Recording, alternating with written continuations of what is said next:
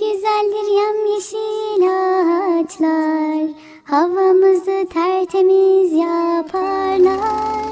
Ama biri onları keserse, ayakları yok ki kaçsınlar.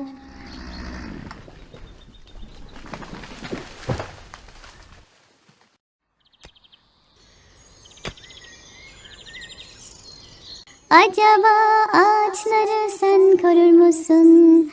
Onların kahramanı sen olur musun? Ne güzeldir masmavi denizler, bütün sularımızı onlar gizler. Ama biri içlerine çöp atarsa, elleri yoktur ki temizlensinler. Acaba denizleri sen korur musun? Onların kahramanı sen olur musun?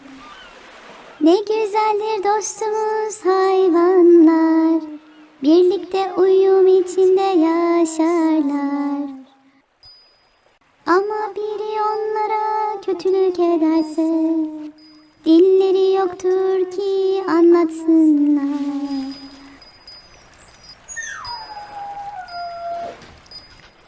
Acaba hayvanları sen korur musun? Onların kahramanı sen olur musun?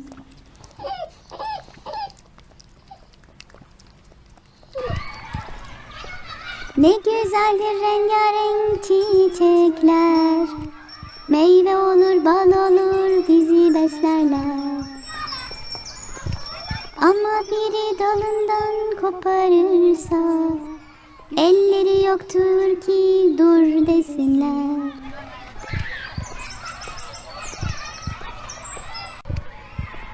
Acaba çiçekleri sen korur musun? Onların kahramanı sen olur musun?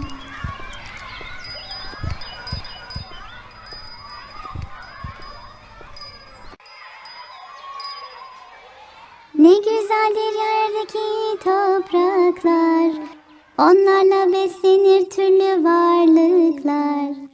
Ama biri onları kirletirse, gözleri yoktur ki ağlasınlar. Acaba toprakları sen korur musun? Onların kahramanı sen olur musun? Bence olursun.